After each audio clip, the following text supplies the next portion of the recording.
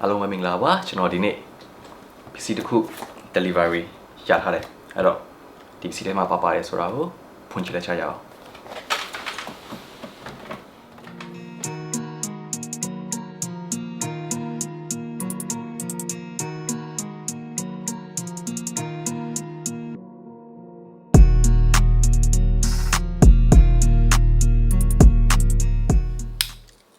ကျွန်တော်တို့ပထမဆုံးဘူးကိုအရင်ဖောက်မယ်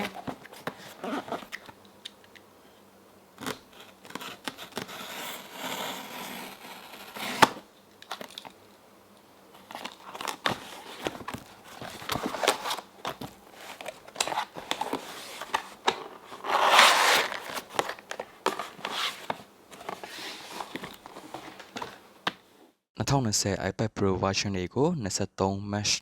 2020မှာစ၍ iPad Official Store တွေမှာစတင်ဝယ်ယူရရှိနိုင်ပြီဖြစ်ပါတယ်2020 iPad Pro version ကို Screen Display 17လက်မနဲ့12.9လက်မဆိုပြီးတော့2မျိုးထုတ်လုပ်ထားပါတယ် Space Gray ဒါမှမဟုတ် Silver Color ရွေးချယ်လို့ရပြီး Internet Store အနေနဲ့ကတော့ 128GB 256GB 512GB နဲ့ 1TB ဆိုပြီးတော့ Internet Memory Size 4မျိုးရှိပြီးတော့မိမိနဲ့တင်တော်မဲ့ site အရွယ်အစားကိုရွေးချယ်ဝယ်ယူရရှိနိုင်ပါတယ်။တာမန်အသုံးပြုသူများအတွက် Wi-Fi version နဲ့ SIM card ထည့်အသုံးပြုလိုသူများအတွက် Cellular version ဆိုပြီးတော့လည်း2မျိုးရှိပါသေးတယ်။အခု unboxing ပြုလုပ်တော့မဲ့ iPad Pro ဆိုလို့ရှိရင် Screen Display Size 12.9လက်မရှိပြီး Internet Display 256GB Silver Color Wi-Fi version တို့ပဲဖြစ်ပါတယ်။ပထမဦးဆုံး plastic အရင်ခွာမယ် plastic ကတော့ဒီမှာပြထားပါတယ်ဒီဥစ္စာကိုအရင်ဖွင့်ပြီး plastic အရင်ခွာမယ်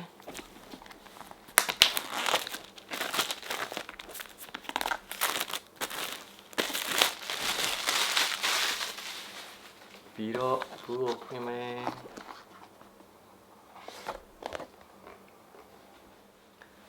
ပထမဦးဆုံး iPad ကိုရင်ထုတ်ပြီးတော့အထဲမှာပါတယ်ဆိုတော့ကြည့်ကြရအောင်box ထဲမှာ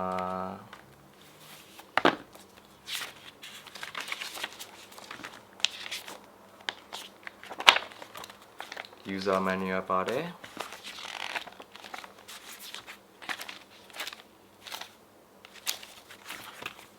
sticker ပါတယ်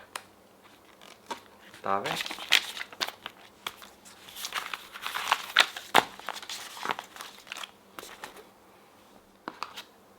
အတွင်းကျိုးတွေက 3pin plug နဲ့ USB Type C to Type C cable ပါတယ်ဒီဗီဒီယိုဟာဆိုလို့ရှိရင်တာမန် unboxing ဗီဒီယိုပဲဖြစ်ပြီးတော့နောက်ဗီဒီယိုတွေမှာဒီ iPad နဲ့ပတ်သက်တဲ့အကြောင်းအရာတွေကိုပုံမှန်ပြည့်စုံစွာဖော်ပြသွားမှာဖြစ်ပါတယ်အားလုံးကိုကျေးဇူးတင်ပါတယ်